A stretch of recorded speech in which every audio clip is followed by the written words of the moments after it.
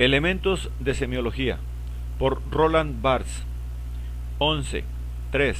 Sintagma y sistema. 2. El sintagma. 3.2.1. Hemos visto, 1.1.6, que el habla, en el sentido sausariano, es de naturaleza sintagmática, ya que, prescindiendo de las amplitudes de fonación, ésta puede definirse como una combinación variada de signos recurrentes. La frase hablada es el tipo mismo del sintagma. El sintagma está, pues, muy próximo al habla. Ahora bien, desde el momento en que para Saussure no puede existir una lingüística del habla, ¿debemos deducir que la lingüística del sintagma es imposible? Saussure ha advertido las dificultades y se ha apresurado a precisar en qué sentido no puede considerarse el sintagma como un fenómeno del habla. En primer lugar, porque existen sintagmas cristalizados, en los cuales cualquier variación está prohibida por el uso, y que están sustraídos a la libertad combinatoria del habla. Estos sintagmas estereotipados se convierten, pues, en especies de unidad paradigmática. En segundo lugar, porque los sintagmas de la palabra se construyen según formas regulares, que precisamente por ello pertenecen a la lengua. Inenarrable se construye sobre el modo de imperdonable, infatigable, etc. Hay, pues, una forma de sintagma, en el sentido hemsleviano de la palabra, de la cual se ocupa la sintaxis, que es, por así decirlo, la versión glótica del sintagma. Esto no impide que la proximidad estructural del sintagma y del habla sea un hecho importante, en cuanto que esta última plantea continuamente problemas de análisis, pero también, recíprocamente, en cuanto que permite explicar estructuralmente algunos fenómenos de naturalización de los discursos connotados. Es, pues, necesario no perder nunca de vista la íntima conexión que se establece entre el sintagma y el habla. 3.2.2. El sintagma se presenta bajo una forma concatenada, por ejemplo, el flujo de la palabra.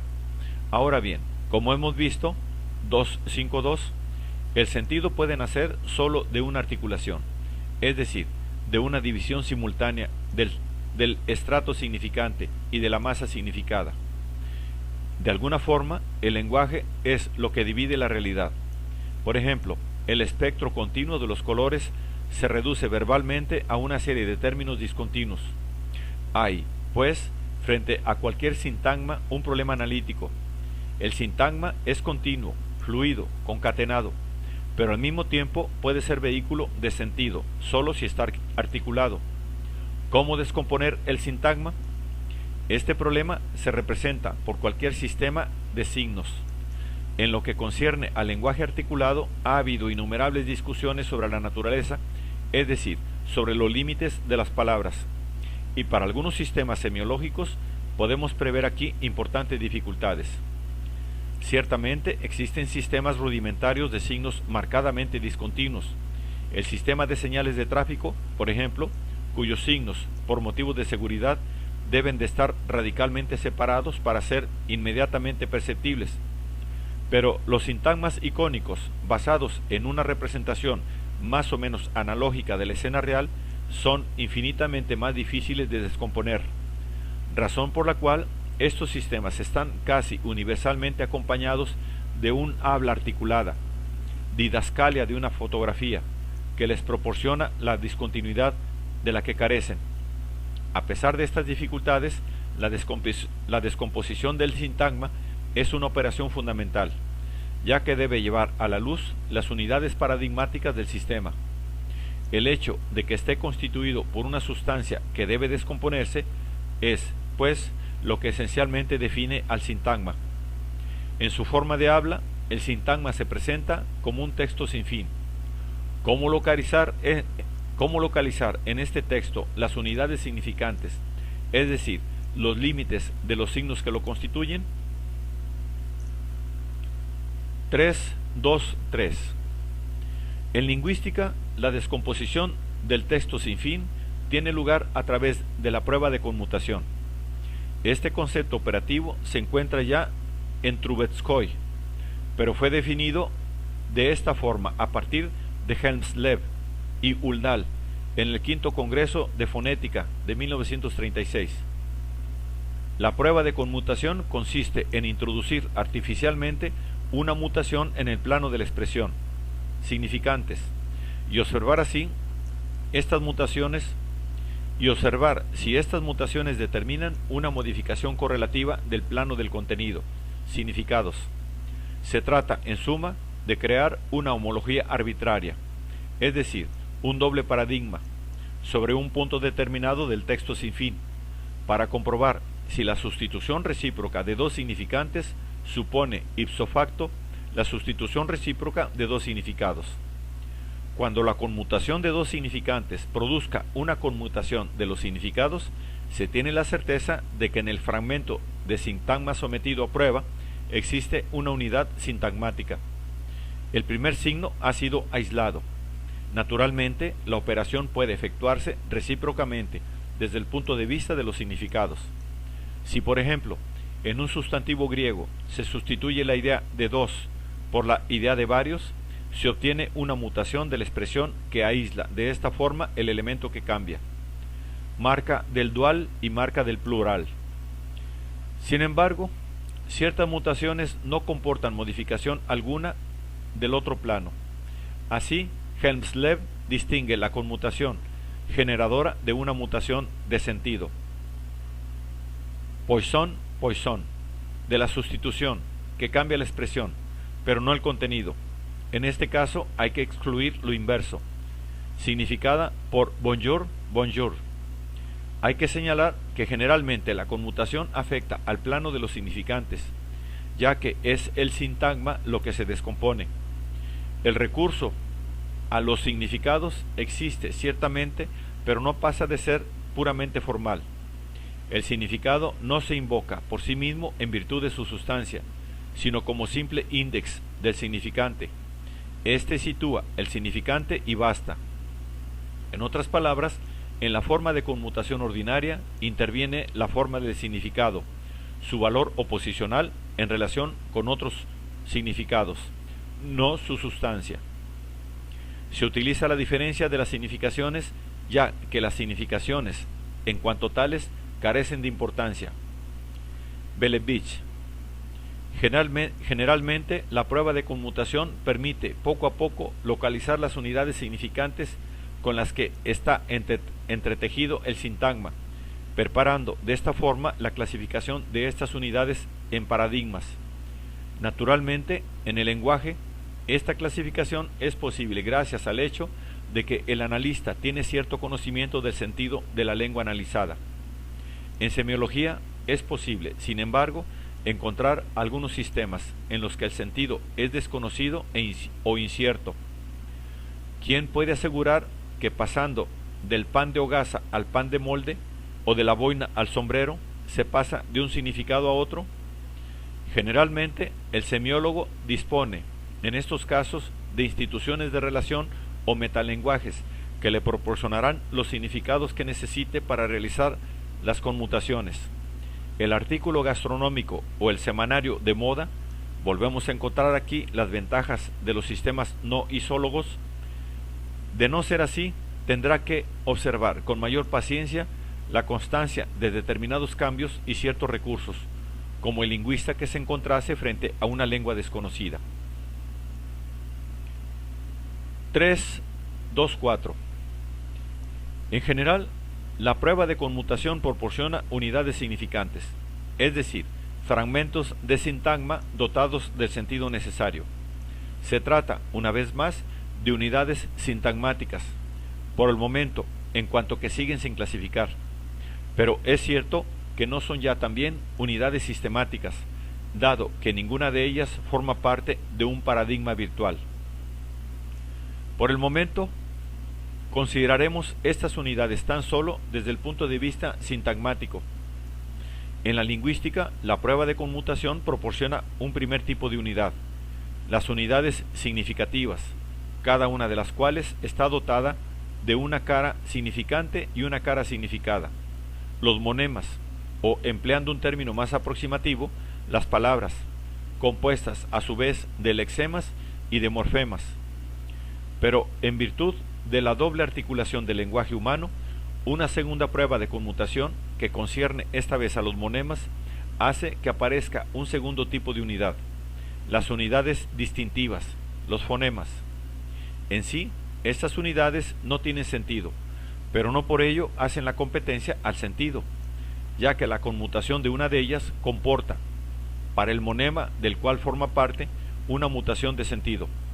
La conmutación de la S sorda en S sonora determina el paso de Poisson a Poisson. En semiología no pueden prejuzgarse las unidades sintagmáticas que el análisis descubrirá para cada sistema. Nos limitaremos aquí a prever tres tipos de problemas. El primero concierne a la existencia de sistemas complejos y por lo tanto de sintagmas combinados. Un sistema de objetos como la comida y el vestido puede estar mediado por un sistema propiamente lingüístico, la lengua francesa. En este caso se tiene un sintagma escrito, la cadena hablada, y un sintagma del alimento o del vestido, al que hace referencia el sintagma escrito, el vestido o el menú contado de viva voz. Las unidades de los dos sintagmas no coinciden necesariamente. Una unidad sintagma del alimento o del vestido puede mantenerse mediante un agregado de unidades escritas. El segundo problema estriba en la existencia, en los sistemas semiológicos, de la función signo, es decir, de los signos derivados de un uso y de rechazo, racionalizados por éste, contrariamente a lo que sucede en el lenguaje humano, en el cual la sustancia fónica es inmediatamente significante y sólo significante. La mayor parte de los sistemas semiológicos comportan una materia que, además de significar, sirve para algo más. El pan sirve para nutrirse, el vestido para protegerse del frío. Es, pues, lícito esperar que en estos sistemas la unidad sintagmática esté compuesta y contenga al menos un soporte de la significación y una variable propiamente dicha, falda larga, corta. Por último, no hay que excluir que se encuentren sistemas, por así decirlo, erráticos, en los cuales los espacios inertes de materia sostienen aquí y allá signos no solo discontinuos, sino también separados. Las señales del código de circulación en acto están separadas por largos espacios insignificantes, fragmentos de carretera o calle. Se podría entonces hablar de sintagmas provisionalmente extinguidos. 3.2.5. Una vez definidas para todo sistema las unidades sintagmáticas, quedan por localizar las reglas que presiden su combinación y su distribución a lo largo del sintagma. Los monemas en el lenguaje, las partes del vestido, los platos de un menú, las señales de circulación a lo largo de una carretera, se suceden en un orden sometido a ciertas coerciones. La combinación de los signos es libre, pero la libertad de la que disfrutan y que constituye el habla no pasa de ser una libertad vigilada, por lo cual, una vez más, no hay que confundir el sintagma con la sintaxis. De hecho, la distribución es la condición misma del sintagma. El sintagma es un grupo cualquiera de signos heterofuncionales. Es siempre al menos binario, y sus dos términos se encuentran en una relación de condicionamiento recíproco. Micus. Puede imaginarse varios modelos de coerciones combinatorias, de lógica del signo. Citaremos aquí, a título de ejemplo, los tres tipos de relación que, según Helmsleb, puede contraer dos unidades sintagmáticas cuando son continuas. 1. De solidaridad, cuando se implican recíprocamente en forma necesaria. 2. De implicación simple, cuando una comporta necesariamente a la otra, pero no recíprocamente. 3. De combinación, cuando ninguna comporta necesariamente a la otra.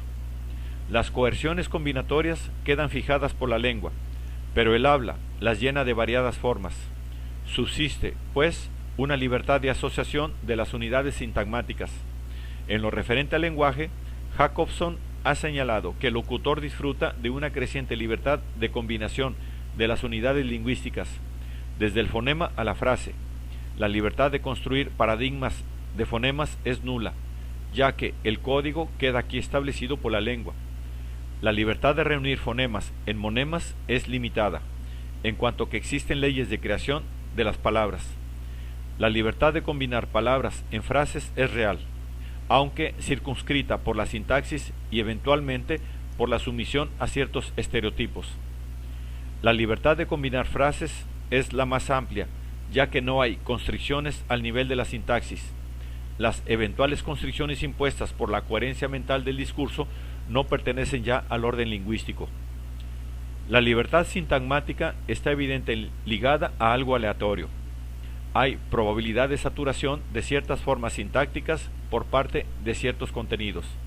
El verbo ladrar no puede saturarse más que por un número reducido de sujetos. Dentro del vestido, la falda está fatalmente saturada por una blusa, un suéter y una chaqueta, etc. Este fenómeno de superación se llama catálisis.